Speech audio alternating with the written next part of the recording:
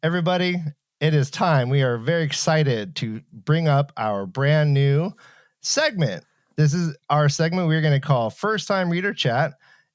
We have a first-time reader who has been on deck waiting. He's listened to the entire recap, and we are going to remain spoiler-free throughout this next segment. So keep that in mind. And here it is.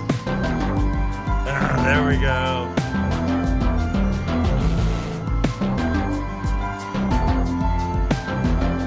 This is my new dance. It's called the You Can't See Me.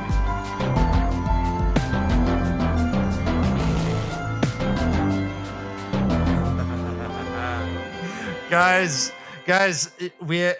I share Ryan's enthusiasm because this is a really cool thing that we have going on. He has known Ryan for about 20 years.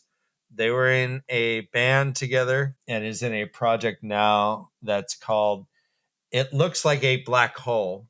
That's all one word, all lowercase letters. It looks like a black hole. Their last album is called Ghosts in Your Blood. So this is really a wonderful musician, a really good friend, and a first-time reader.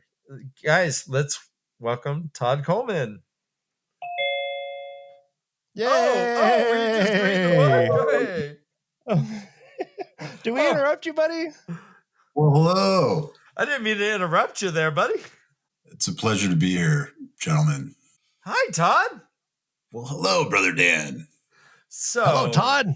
Brother Ryan. This is our first installment of our new segment. Todd, you've been following along. You agreed to start reading the book once I kind of announced we're doing this project. Am I correct? Yes, you are. Awesome. You are totally correct. All right, so we're just going to try and kind of lay the foundation for what this is and who you are real quick, and then we're just going to start chatting. Please let me know what your kind of reading background is, what your kind of style books that you tend to read. So I'm an avid reader of fiction. I do a little nonfiction. I'm very into fantasy and sci-fi. Really enjoy, the classic, Tolkien, Lord of the Rings, Game of Thrones. I've been into Frank Herbert, the Dune Chronicles, Arthur C. Clarke. Okay. Well, no. 2000 Space Odyssey. What's going on? Yeah, I wasn't planning. I thought we were here to educate people. I wasn't planning on taking a school here. He's going to figure things out, and we're on our reread, and he'll be in his first read, and we'll be like, oh, tell us more. Anyways. He's like, did you know that Fane's wagon was made of maple, and maple's only found in this town? And we're like, oh, wow. So we have a lot to talk about. Ton. What is sticking out to you right now? Right now, of course, the prologue is just totally heavy, and you're just thrown into the action right away. And I really dig that. I'm just like, yes, Robert Jordan. Yes. I'm on for the ride. Nice. And I'm blown away. And I'm really eager to just find out what it all means and what the eye of the world is. And which is any predictions? What do you think? Well, right it's now, a great question. What do you right think? now? Your guess. Eye of the world. Right now, okay. The eye of the world is it's very ominous, actually. Okay. It's there's this omniscient just gaze about it, and I just don't know. I mean, I guess it'll tie into the eye of the world is like the gaze of time, looking at the world and looking at time passing. It's very just epic, an epic title. Do you foresee it as like a passive thing or an active thing, or what are you seeing it like? I see it. Your guess. Getting back to a gaze, it's just always there. Just omnipresent. Omnipresent. Okay. Watching, mountains, fade away, and I don't know, it's pretty grand. It's epic scale.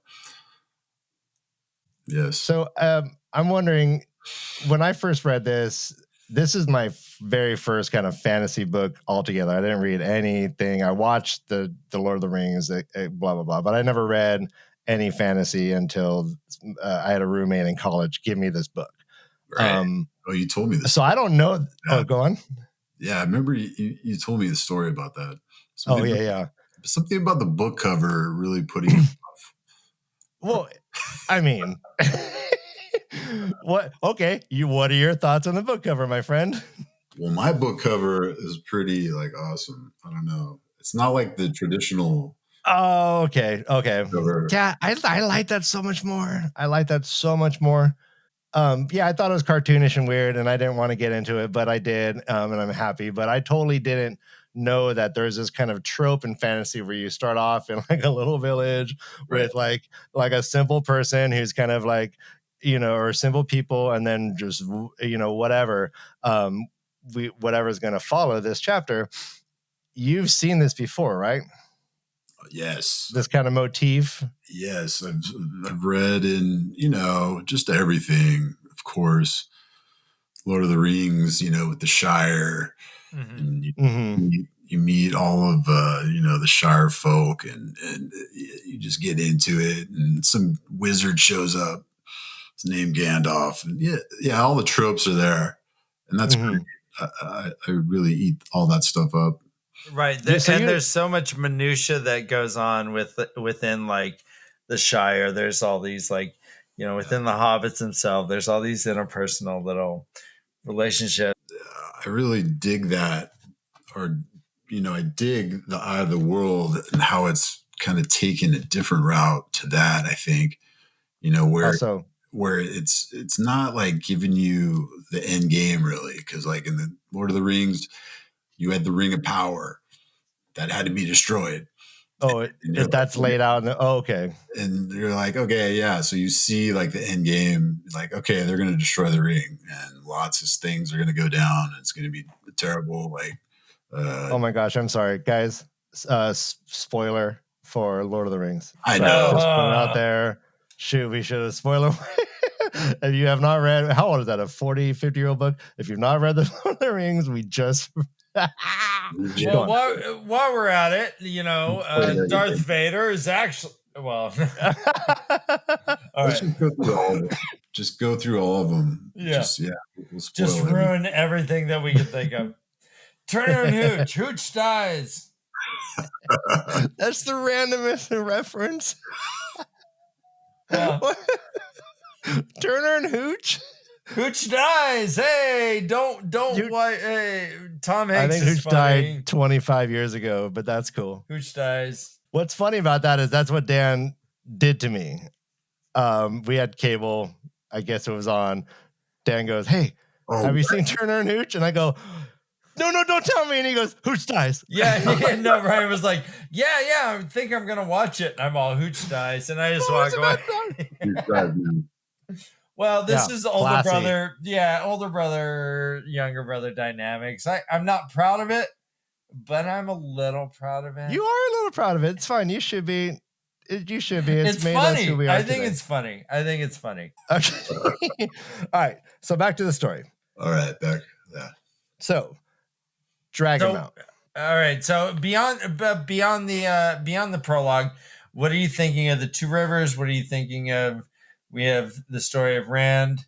We meet some strangers, and we see the peddler. So, what up until chapter 3 now? What is your kind of overall opinion on how the story's going? The Two Rivers and the Two Rivers is it's a very interesting place. It seems like it's kind of it's in a bubble. It doesn't get a lot of the news of the world, and that's really cool. Like just to see like that put together, and I would just really looking forward to see where it goes. Whoa. All right, so what do you think about that? We have a whole entire village of thatch, and then we have one building that happens to have a tile or brick? Red tile roof. red tile roof. All right. It sounds What do you and then really fishy to me. Like, yeah, I don't because he's the darn mayor, right? He's the mayor, and he has this super nice place. Yeah, it reminds me of somebody. Okay. Wait. Like, We all know. We'll leave it at that. We leave it at that. Just wipe. All right. We should not have a consolidation of power all in one person or one family. We should agree on that, right? I mean, having the mayor be in charge of the entertainment, being and still owning the inn. I imagine these fireworks are bringing people in from Devon's Watch and Tarrant Ferry and all that stuff. And where are they going to stay? Mm-hmm. Well, yeah. Where are they going to stay? In a house with thatch? No. All right, and another question: what do you think? Talking about the normal house in Edmonds Field. I keep putting a D for some reason. Edmonds. Do you think the Coplands or the Congress homes are just like the hoarder version of Edmonds Field? That remains to be seen, I guess. Oh. No, I don't know. Inquiring minds want to know. I don't know. This is the level we're going to bring it to, Todd. They're the one house that has like corrugated tin, like just storage stuff. Like I meant to go to the dump. I'm going to scrap this. I'm gonna get a couple bucks for this. But in the meantime, and all this stuff I'm gonna fix up someday. It's still good. And suddenly, suddenly you can't fix your thatch. All right. Thatched hut's a very tricky trade to get into. Thatch hut repair, I think. Well, there's nothing to really stand on up there. Well, I imagine it is an art. Yeah. There is nothing of structure for you to stand on, and so what you're doing, you're like weaving straw and sticks into a cohesive nest per se. That then the storks just come and destroy. Mm-hmm. Mm-hmm. So true. Anyway, so is there anything else you want to talk about with this chapter, the peddler, Walmart on wheels, the Matt? So we got Matt, we got Perrin, we got Rand, we got Nynaeve, we got Egwin, we got Tam, we got Bran, we got Sen. We got all the Congers and all the Coughlin. So what is anything sticking out to you right now? Definitely the relationship with Matt, Rand's buddy. They seem like, a pair. They're pals. They got cotton sin buoys, apple orchard or something. Mm-hmm. Right. When they were 10. Yeah. So yeah, all that stuff, all that backstory is great. Still kind of grasping and just wrapping my head around, all the other Egwin and Nynaeve and what's going on? Wait, how do you say that? Try again. I want to hear that again. No, okay, no, it's okay. Nynaeve. Okay, I like that. I like that. Yeah, that works. That's good. We are not. That works. Canon, junkies. We don't know how these names are actually said, and I don't think anyone really. Anyways, go on. Yeah, it's just fun. Totally. Yeah, so right on. What else? What else are we going to talk about, Ryan? Is there anything? Well, do you have any favorites? Anyone you're relating to right off the bat? Oh, Rand, of course. Okay. He's he seems to be the narrator. The POV. And he's just, taking it all in, trying to make sense of it, see where he fits in. And it's easily relatable. He does seem like a reasonable guy too. When you have Nynaeve's like, well, hey, what are you talking about? He's like, well, come on, Pen Fade just showed up. We're being reasonable. Egwin comes in saying, what are you talking about this stuff? He's like, Egwin, come on, I know what I saw. I mean, so he does have at least the confidence to be able to not forcefully push his opinion, but at least defend himself to a certain degree and say, come on. No. Yeah, I know what you're saying, but let's chill just a second. I know what I saw. You know. Well said, Brother Dan. Yes. Yeah. What song are we listening to right now? This is awesome. Oh. It looks like a black hole. Yes. It looks like a black hole indeed. But what song? This song is called Recycling Our Way Back to the Middle. Recycling Our Way Back to the Middle. I like that. Awesome. No, this is actually great music. It works that it's an instrumental for us to just kind of keep talking over it. So anytime you're on, Todd, we will play any song you want from your band. This will be fun. Thank you Seriously, so much. guys, I really like this band. I put it on my phone and it pops in whenever like I plug in my phone to my car, it just kind of plays. And I'm always like super impressed and stoked with it. Like the sound is great. Yeah. The vibe, it's anthemic, it builds, it kind of just has like this really it's right up my alley, and I think it'll be right up the alley of a bunch of people too. So thank you for sharing this with us, Todd. My pleasure. Yeah. And thank you for being a part of this too. This is really fun, and we hope to be able to kind of bring your point of view into our little puppet mouths and heads, and actually get a real guy in here.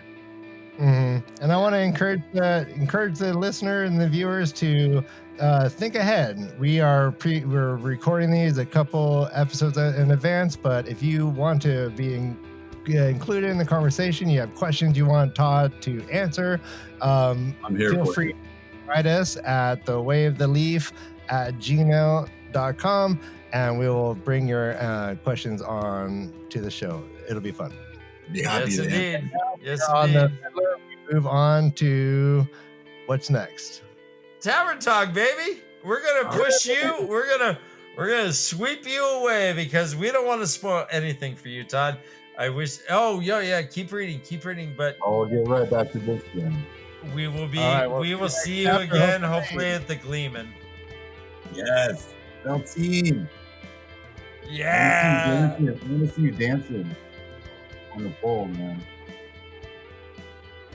Yeah. What? Yeah, the Beltane dance. I think they're more like bouncing. No, I think they're just running in a circle. Skipping. Skipping. So I was thinking while you're talking about it, if it's such a competition, do you think there's actual like malfeasance with the one lady will kind of trip the other lady if they notice that the man's kind of watching her a little bit more, they kind of go in there and knock her down? It goes down for sure. You think? I'm thinking it might end up becoming some sort of like blood sport. That would be horrible, but I could certainly see a Copland or a Conger doing that kind of stuff. Oh, what? Oh, no, I'm just kidding. No, I'm not buying into the propaganda. I could see a Calthin or a Luhan doing some of that stuff, right? Or any side character that we'll meet. Anyway, buddy, that's been super fun. We're excited talking over each other. We're like, Todd, we're very excited. I love you, boys. Awesome Excellent, job. buddy. We will do this again soon. Talk to you later. Keep reading, my man. Mwah.